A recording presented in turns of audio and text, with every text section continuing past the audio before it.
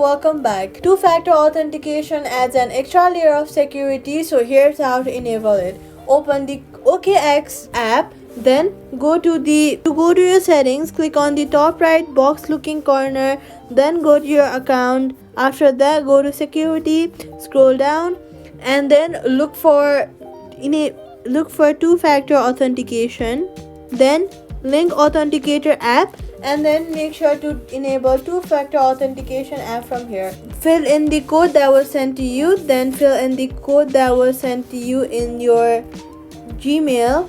Once you're done doing that, you are going to download an authenticator app, or if you have already downloaded, you can scan the QR code that is in the phone, and that's it. This is how you're gonna enable two-factor authenticator in the OKX app, and that's it. Subscribe quick fixes.